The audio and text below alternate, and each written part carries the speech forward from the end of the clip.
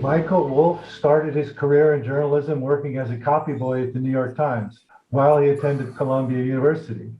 While still a student, he got a piece into the Times magazine, and it was all uphill from there. He published his first book called White Kids in 1979 when he was 26. He has since written more than half a dozen others, including two on the administration of Donald Trump. He has also written hundreds of columns and magazine articles and was the recipient of two National Magazine Awards. His most recent tome is Too Famous, which is a republication of his profiles of a bunch of characters we are eager to know more about, including Jeffrey Epstein, Jared Kushner, and Harvey Weinstein, as it appears on the Amazon website. In his book, Too Famous, best-selling author of Fire and Fury and chronicler of the Trump White House, Michael Wolff, dissects the major monsters, media whores, and vainglorious figures of our time. His scalpel opens their lives, careers, and always equivocal endgames with the same vividness and wit he brought to his disemboweling of the former president. These brilliant and biting profiles form a mesmerizing portrait of the hubris, overreach, and nearly inevitable self-destruction of some of the most famous faces from the Clinton era through the Trump years. When the mighty fall, they do it with drama and a dust cloud of gossip. Let me start by asking you about Trump. Who? And Steve Bannon, a source, an acknowledged source for Fire and Fury, and their continued domination of the headlines. Isn't it annoying? I don't exactly know how to answer that. For me, it's just the story goes on, and that's both depressing and lucrative. So I'm sort of caught between those two things. Similarly, in an exchange with Bannon, he pointed out that going to jail would be worth, he thought, $100 million to him in future solicitations. So I think everybody is between this recognizing and as Steve Bannon is recognizing the horror of Donald Trump and recognizing the opportunities he provides, including to people who write books about him. Beyond the lucrativeness of such books, he remains a character that, if you're from a writer's standpoint, he's he's a gift. He's irresistible. He is so out of the norm, and that is obviously the downside for politics and democracy. But it is the upside for when you want to create a vivid character. There have been several books recently about his last year in chaos, and last night, the last two nights, we've heard about this wild conspiracy that Trump and his people were trying to foment with the Pentagon and having the military confiscate voting machines and force a were you aware of all that? That's in my book. I've covered it a different way than other people, which is to say, I don't find it a conspiracy at all. I find it just another aspect of Trump's insanity and willingness to say anything at any time, but with no organization, no follow through, no goals, no plan.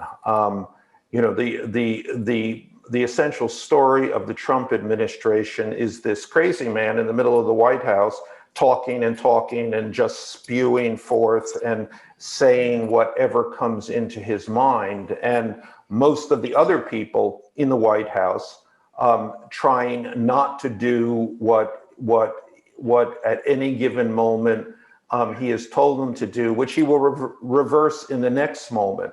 I think the singular failure of people covering the Trump administration and of journalism in this area is that they have no mechanism and no language really to say the president of the United States is crazy, off his rocker, insane, and occupying a different reality than literally everyone else. So it's the idea of a conspiracy here with Trump leading a conspiracy is frankly ludicrous and ill-informed.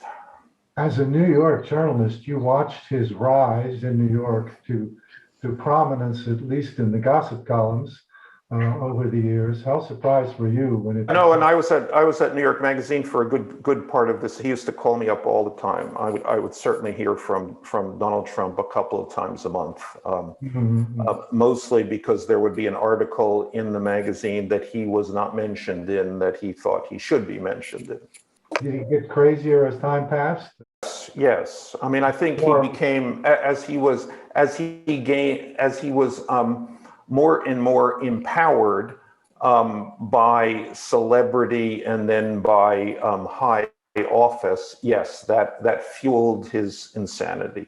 While he was in the White House, did he ever read a report or document or brief? Almost everyone in the White House would point this out, the difficulty of conveying information to him, because he read absolutely nothing, zero, and there was always a sub-conversation about his level of illiterateness. And they would say, that's bad. I mean, he doesn't read, so how can you give him any information? But it was compounded by the fact that he doesn't listen either. So a man, the president of the United States, the most information-intensive job on earth, and he doesn't read, and you can't tell him anything. How do you get him information was the almost existential question of the Trump White House. Who were the most influential people around him? Jared Kushner? You must have known Jared Kushner when he was at the Observer. Yeah. One answer to that question is that there was no one influential because he didn't listen to anyone. Sometimes, he listened to Sean Hannity, a couple of real estate guys in New York, but largely, I mean, the truth is he really doesn't listen to anyone. Jared Kushner, yes, I mean, I would say that ultimately, to the extent that there was a steady hand in the White House, and the important words there are to the extent, because that was limited, minimal, it would be Jared. What about Jared? What's he doing these days? I assume that he is relocated to Miami, and I assume he is making money. He is raking in the soft quid pro quos of being in the White House for 4 years and managing the Gulf state portfolio. You wrote a book on Murdoch. I certainly did. Is he still sentient? Yeah, very much so. I mean, he's just turned 90, but yes, he is. His mother, who I interviewed when she was 100, lived to be 103. Rupert might be around for a surprising amount of time longer. How much are the sons responsible for the pro-Trump slant of Fox News? I mean, the interesting thing about Fox News is at this point is no one seems really responsible for it. the company is now, obviously yet run by Rupert, but he is 90 years old. It is theoretically run by his son Lachlan, who 6 months ago moved back to Australia. So I don't know how you run a U.S. company on Australian time. His son James has left the company 4 years ago in a huff partly because he hated Fox News and hated Donald Trump, and has nothing to do with the company. And in fact, one of the key reasons that Rupert Murdoch sold the overwhelming portion of his company to Disney in 2017 was the discord in his family, and the discord was primarily about Donald Trump and about Fox. I guess this is some sort of poetic justice that the thing that Rupert Murdoch was always most concerned about, most vested in, which was the idea that his children would take over his company, crashed and burned because of Murdoch and Fox News. Back to Trump. You continue to have access to him, right? Theoretically not. After my first book was published, he threatened to sue me and declared that he had never met me, and all sorts of some Trumpian antics. And then when I commenced this last book, Landslide, one of the people who I had been talking to around him, and I've sort of continued to talk to the people around him throughout the course of the administration, but this person told him that he had heard that I was working on a new book. And Trump said, this was as it was precisely reported to me, "That guy gets ratings, let's see him."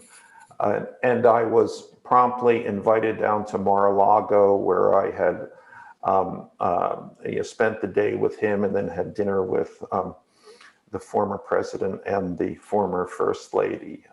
So go figure. How long will they remain a couple? I see no reason for them not to remain a couple. They seem to have a very successful arrangement. I can safely say not like the arrangement any of us have with our spouses, but successful in its own fashion, nevertheless. Tell us what it is like to be in Trump's embrace, the insistence that you fly on his plane to Mar-a-Lago, Beverly Hills, or wherever, the tour through Mar-a-Lago, etc. It's both pleasurable. He heaps flattery on you and then expects you to heap flattery on him, but it's it's a kind of it's maximum flattery. So I'm in Mar-a-Lago and he's introducing me to everybody as "You've met Michael Wolff, the best writer in America." It was so I was sitting with him, and Sarah Huckabee Sanders came in, because Mar-a-Lago is a sort of it's sort of the Trump White House in exile. And anyway, he called her over. Now, she was the point person when Fire and Fury came out. So all of the opprobrium that was heaped up upon me came through her. But he calls her over and says, Sarah. And then he points to me, he says, "You know Michael Wolff, don't you?" And I have never seen a double take like this. So he is always he is freely at odds with everyone around him. Reality changes on his timetable, and that can be from minute to minute. Mr. Mueller said that he had obstructed justice in exactly 10 different ways. Mr. Vance has been investigating him for 3 or 4 years. The Attorney General of New York has been investigating him for an equal amount of time. How is it that no one ever charges him with anything? Because he has no plans, he has no intentions, he has no follow through. He has none of the things that you might necessarily need to pin a crime on somebody. It's literally, how do you convict a crazy man of conspiracy? If literally in every cognitive aspect he does not have the ability to conspire. Could you comment on your approach to gaining access to controversial figures like Trump? How do you do it? How do you gain access? What do you make a point of not doing? Do you consider yourself a journalistic trickster, or do you apply traditional journalistic approaches to working with sources? You know, I do what you have to do to get the story, I suppose. I've had good luck. I mean, there's a million people I've tried to get access to and have not succeeded. Other times, miraculously, I do. I think the success with Trump was,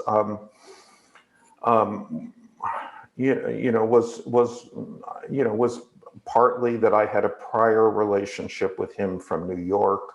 I had had a small relationship with Steve Bannon.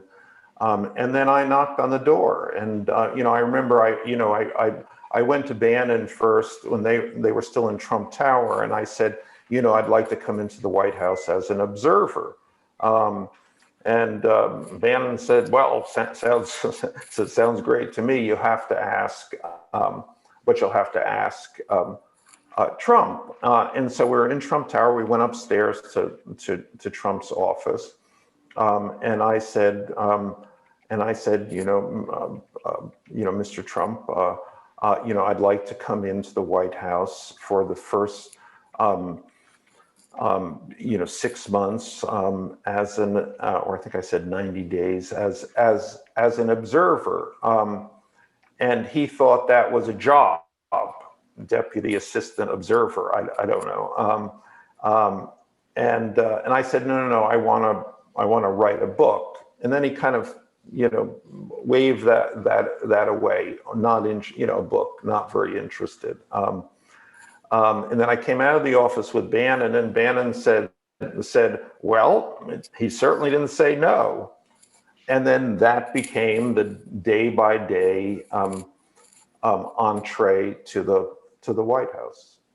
And you just hung out there for quite some time. Huh? Yep, just tried to make myself as invisible as possible. In the West Wing, there's a kind of foyer in the front where everybody passes through. And I just sat on the couch, and then I guess I got to be a familiar face, and people assumed that I must be there for some reason.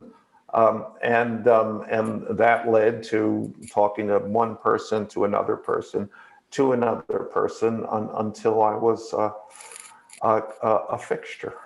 See any way to separate him from his base, or to neutralize him politically, or is it simply hopeless? I would say everybody has pretty much tried everything within the normal imagination to do that. So, and that has not succeeded.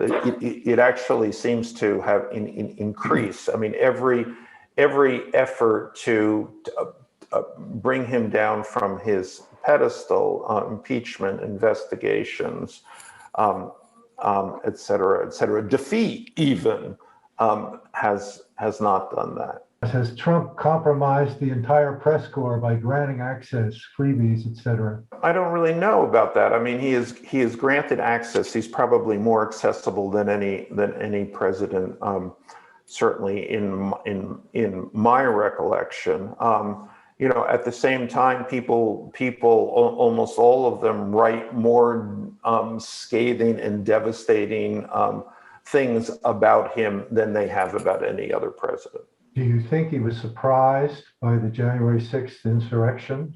Should he be held responsible for instigating it? This is a complicated responsibility here. I mean, the Democrats are trying to hold him directly responsible. He planned, he conspired, he inspired. Now, I think the first two things are not true, but the last thing is obviously true. He certainly inspired. Did he mean to inspire? That is to say, did he have a plan to inspire? No. I mean, the man just talks. It just comes out of his mouth. There is no thought. There is no purpose. There is no plan.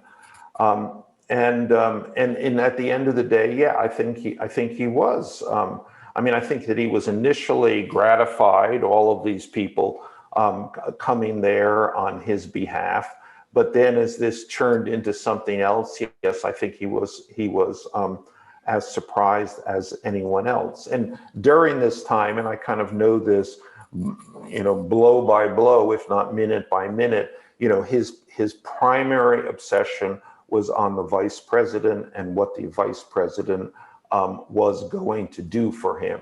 I mean, right up until he didn't do it, no matter that the vice president had assured him in every possible way that this was not going to happen, yet right up until the moment that it didn't happen, he believed the vice president would would keep him in the presidency. Does he really believe that the election was fraudulent? Absolutely, 100%.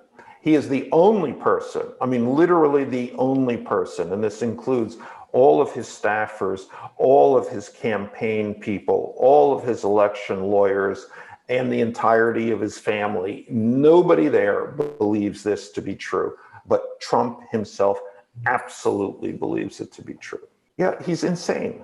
This is literally, he occupies a absolutely different reality. Do you think he'll really run in 2024? And could he be nominated? Put it this way, there was no reason for him not to run and every reason for him to run. He can't really continue to be Donald Trump without running. As soon as he lets someone else run, then he becomes the former. Right now, he is still the current. Will he get the nomination if he runs? Absolutely. Will he win the election? Listen, I mean, the Democrats can never underestimate the Democrats in what they might let happen. But I think it's incredibly remote. I mean, the guy is, on top of being insane, he's really incompetent. So the idea that he can run a national election, I mean, the 2020 campaign was as disorganized as gang that couldn't shoot straightish, as appalling and corrupt, that is to say, with their own people stealing their money, as any in American history. Now that's sort of the good news. I mean, the bad news is that even with such a campaign, $200 million underwater, 12 weeks before the election, being outspent 3-1 by the challenger in the final weeks, even then, he came pretty close to winning. Do you think he can handle it physically? Trump, he seems indomitable to me. I mean, one of the things, when people spend, 4 years, a term as the president, it usually shows on them. I mean, you see the weight, you see their hair turns a different color, not Trump's, of course, but the lines increase. It is a tough job, and it shows. Well, when I saw Trump in the spring, several months after he had left office, he looked fantastic. He looked like his time in office was a vacation, and I think in some ways it was, or put it slightly differently, the life he led in Trump Tower was not different from the life he led in the White House, is not different from the life he leads now in Mar-a-Lago. And despite his lack of exercise, his obesity, his incredibly poor diet, the man is just full of energy. What about Rudy? How crazy is he? Off the charts. And also, I mean, it's important to note Rudy is drunk almost all the time. Okay. So he's not only crazy, but he's drunk. Most of us were here, in New York when he was the mayor, and however much you might have disliked him, you didn't perceive him as being, nuts. I mean, I think the Rudy story is a small tragedy. He didn't get what he wanted, couldn't give up the dream. The need for attention was so great, his personal life so unhappy, that he decided he would do anything. I mean, Rudy never even liked Donald Trump very much. Donald Trump was, part of his retinue. He was not part of Trump's retinue. But there was at that moment in come 2016, there was really nothing left for Rudy, nothing left at all except to embrace Donald Trump. Will he be indicted? Yeah, that I don't know. Possibly. How wide is this circle of Epsteinites in the world? Much wider than you know or can imagine. We're forced to imagine Epstein and Alan Dershowitz seducing young girls. The Epstein story is a kind of an interesting story from a journalistic angle, in that it's reported by and sourced by people, by nobody who has a direct connection to him. So the people who know anything, almost to a man, are not talking and have never talked. So nobody has a secret Epstein source. There are none. So the reporting comes from, obviously, court documents, and then from rumor and speculation upon rumor and speculation. Other than the ways that he has been completely demonized by both the media and prosecutors, he remains an enigma. And no one has supplied the answer to the question of why all of these people, and I mean all of these people of power, influence, achievement, a status, reputation, have nevertheless flocked to his dining room table. Was it more than sex? Oh, vastly more. Yeah, it was money. I would say sex played actually probably little or no part in why the powerful and influential were attracted to him. Do you see yourself continuing to report on the political scene, or have you considered covering other beats, tech scene in New York or some other? Yeah, no, well, I've never been that interested in politics. I'm interested in characters. So I go where where the characters, where someone larger than life is, if they'll have me. And who is your next topic? I can't tell you that. You say you do what it takes to get the story, someone writes. Are there other examples of extreme lengths you have gone to get the scoop? I recall reading about how you considered interviewing or did interview someone's kids to try to get info. I think that story is actually goes back to my son was in the same first grade or second grade class with the son of someone I was writing about. And my son one day came home. On this occasion, my son, who had a play date with the son of this person I was writing about, came into my study. I mean, flung open the doors, and his eyes were big.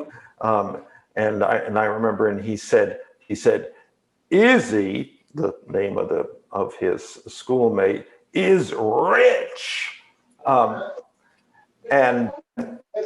then I proceeded, as I was writing about this, to recount that scene exactly, and never been forgiven. How much do you think Epstein knew about Trump? An immense amount. I mean, they were close friends, inseparable friends for 15 years. I think Epstein knew all about Trump's finances. He knew all about Trump's women, as Trump knew about his women. And their friendship broke up over a real estate deal that Epstein had entered into an agreement to buy a house in Palm Beach, and had Trump over to advise him on moving the swimming pool. And then Trump immediately went around his back and bought the house. And Epstein suspected that Trump didn't buy it. He was just a front man for the Russian money that bought it. Epstein threatened, legal action and threatened media exposure on this. And then Epstein believed it was Trump who initially called the Palm Beach police about Epstein and the girls that he had over. Now, whether that is true or not, I don't know, but I know it was it's what Epstein has represented. I also know that when the FBI came searched Epstein's house, in Epstein's safe, there were pictures of Trump and about a dozen pictures of Trump with a variety of the girls. Some who, according to Epstein, were among the girls that he would cause him to go to jail in 2007, I believe. Do you think Epstein and Trump were money launderers together? I think Epstein was a money launderer, I would say. At one point in Epstein's career, the way he made his money was to hide money for very rich men, billionaires who were getting divorces. So therefore, if you hide $100 million, the guy saves $50 million. Epstein gets 25. In terms of laundering money for Trump, or laundering money with Trump, I don't know, actually.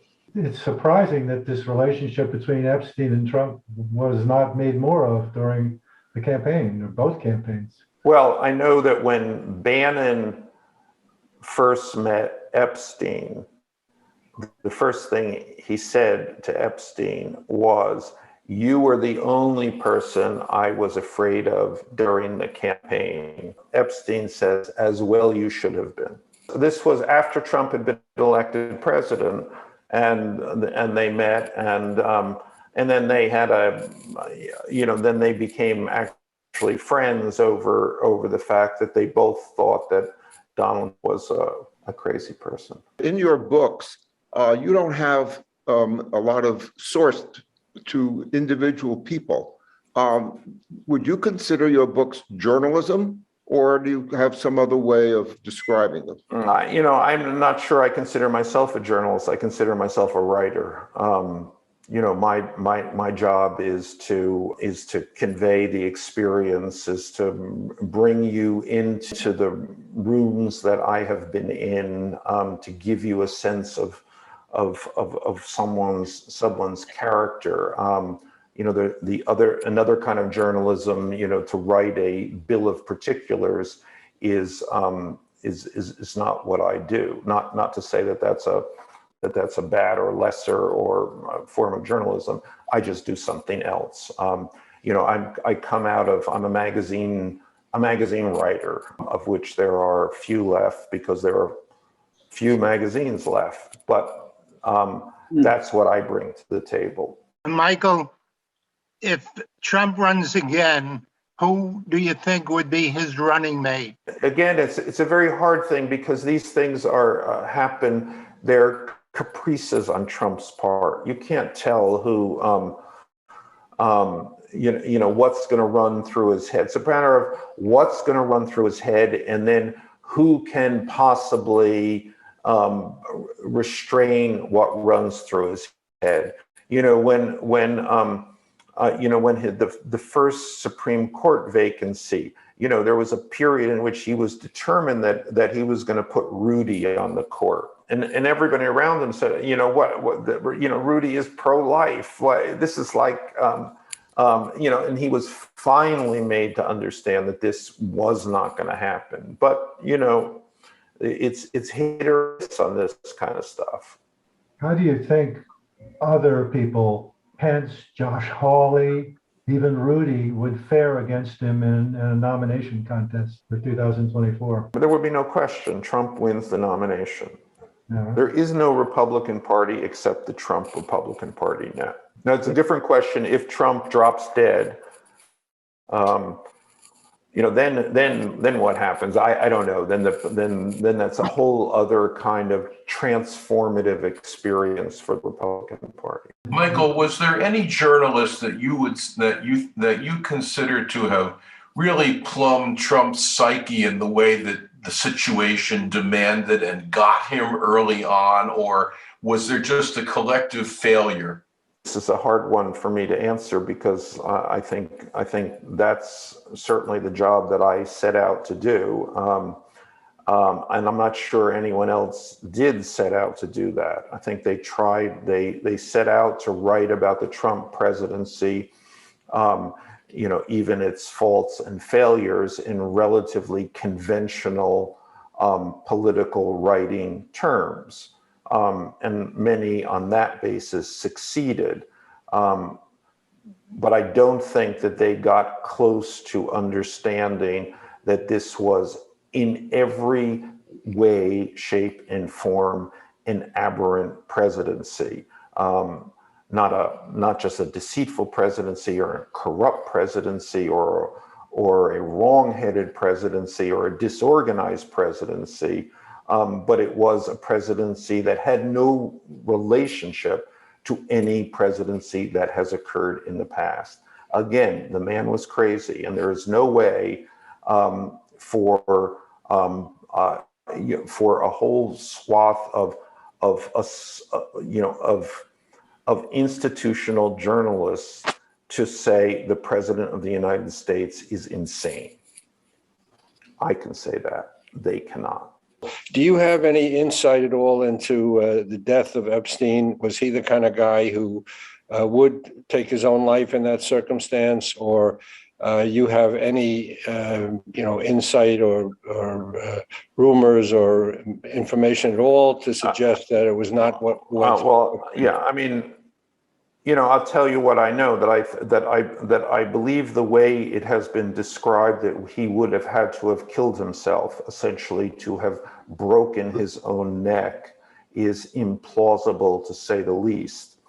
At the same time, the idea, if he were murdered, that would mean that that at least half a dozen assistant attorneys in the Southern District and another half a dozen FBI agents would have to keep absolutely silent. They would have to enter into a conspiracy. I think that is equally as as implausible. I do know that he died early on Saturday morning. That Friday, his lawyers had delivered him a very optimistic portrait of the chances that he would that he would get bail, that they were going to the Second Circuit on or going to the whatever the next court was on that Monday, and then with a whole set of things that indicated that they were optimistic, that they thought he was in good shape. Also that evening, so literally hours before he died, he sent an email to a friend through his lawyers, which said he was fine, and then had the tagline, "I'm still hanging around." If Trump is crazy, how do you explain that he's drawn so many powerful, rational people to his side and manages to get 47% of the public behind him? I mean, first thing, almost nobody knew him. Most presidents come into the White House with a deep political network. They're surrounded by people who they've been through a campaign with or more. These are close relationships. Trump really had no political connections other than that Rudy and Chris Christie. As a matter of fact, I think that he told me, I think he said that he had only been to Washington 7, maybe 12 times or 17 times, and had never slept over. So really, even Steve Bannon, had only known Trump since the August before the November election in 2016. So all of these people came into the White House not knowing this guy. I think they basically had the assumption that everyone has. Yeah, he's Trump. Yeah, he's odd. Yeah, he's out there. But he's the president of the United States. It must mean something that he got elected. And I think this was in turn, the waves of people who went through this White House felt that, but they all, and I know, certainly 90% of them, and certainly in my experience, they all very, very quickly came to understand that that something was profoundly wrong here, and either they had to either they were there and they had some responsibility to stay there and do something about it, or else they knew that they had to get out of there. But everybody understood the same thing. As for the rest of the people in the country, I don't know. Pick your we haven't unlocked that. Why has Donald Trump appealed to them?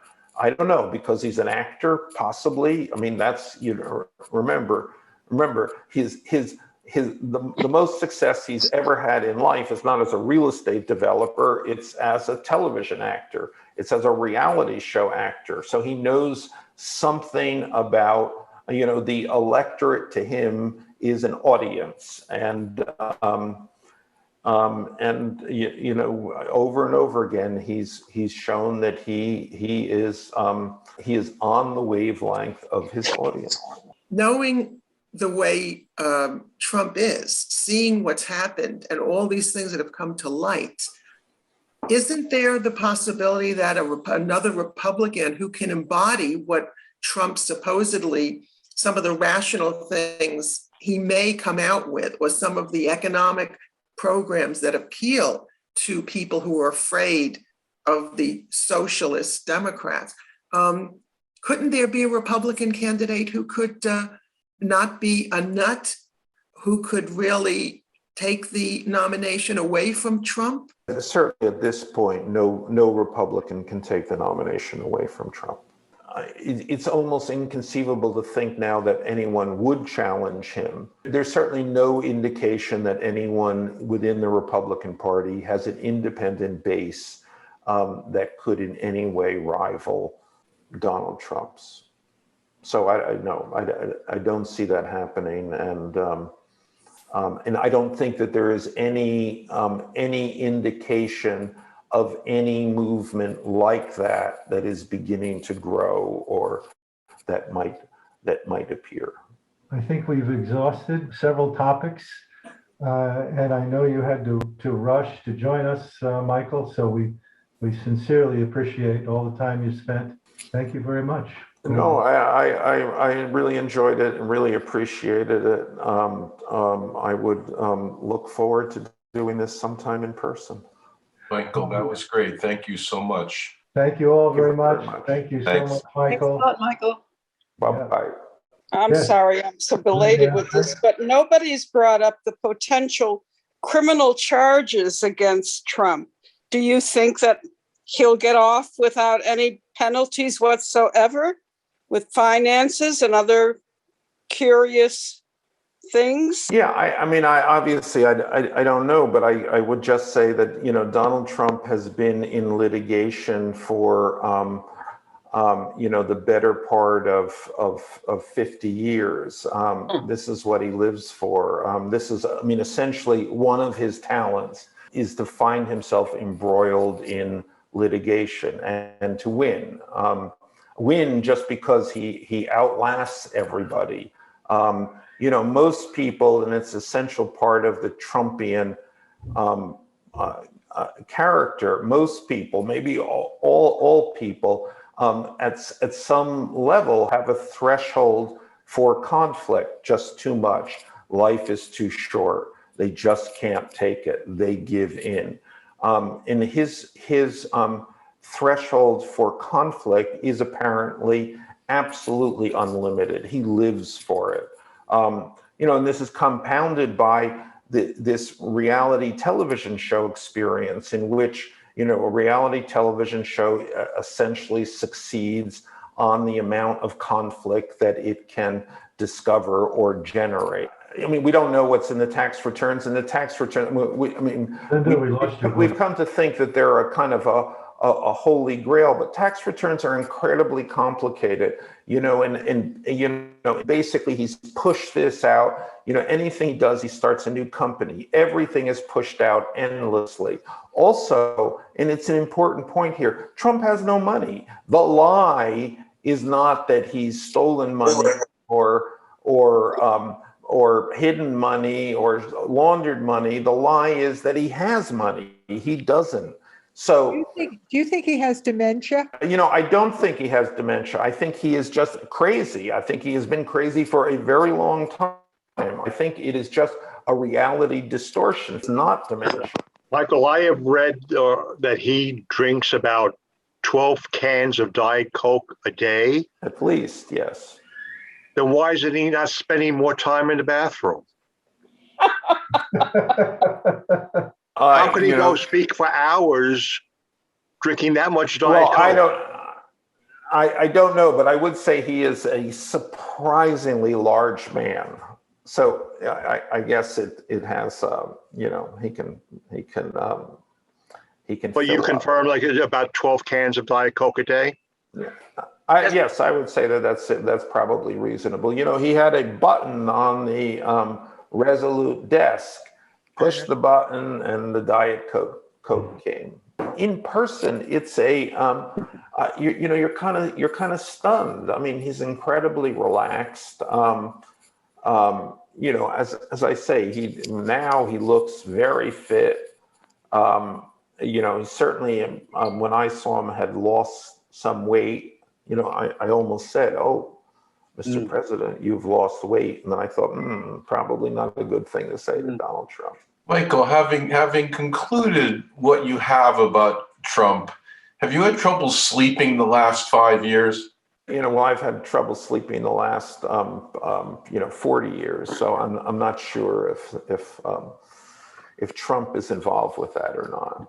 So, Michael, the one thing he did not deliver us in this administration was a sex scandal, which I think people would have bet on. No hint of an affair, no hint of any sex with the first lady or anyone else. How do you explain that? I don't know. I mean, I got in somewhat trouble for suggesting at one point that there was a sexual aspect to something, which I am not going to bring up because I would get in trouble again. And I really don't know what was true there, except that Trump went around saying about this person that she gave him a blowjob. But and at the time, I kind of said, okay, well, that must be sort of a smoking gun. And then I realized after that just because Trump says anything, no less that someone gave him a blowjob, does not remotely mean it is true.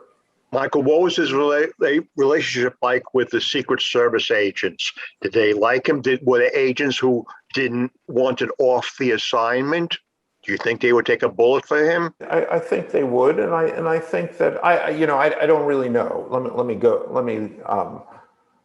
You did not speak to any Secret Service agents assigned to him? No, I mean I know other people who have reported what the things that the agents have said, but I don't really know. No. Where do you think he fits on the racist spectrum? I certainly think in modern terms, we'd probably consider him a racist. I mean, I think he very clearly makes a distinction between black people and white people, and imbues them with a whole set of different stereotypes. I think that's true for Jews also. I think that in many ways, Trump exists, he's in amber and caught in 1965. Well, what does Rudy have on him? Why hasn't he abandoned Rudy? He has abandoned Rudy.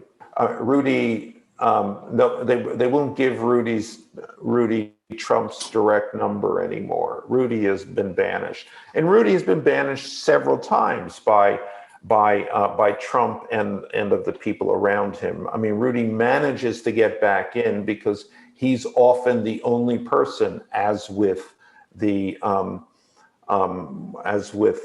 election and steal the vote, who is willing to passionately agree with Trump. Don Jr. seems to agree. What future does he have? Who is this? Don Jr. I don't know. Don Jr. is not very bright, and Trump would be the first person to say that. I thought it was Eric that wasn't very bright. Well, I don't think they're both not very bright. Well, what about Kimberly? Yeah, what about? I don't know. It's like, what about? What's that story? Okay, I think now we have to end it. I know you have something you need to do at 2:00, Michael. So thanks again for spending so much time. Thank you. It's terrific, Michael. Thank you. And we will have you back in person when we go back to in-person events. Great. Okay. See ya. Thank you. Thank you. Thank you. Okay. Thank you. Okay, I am ending this. See you later.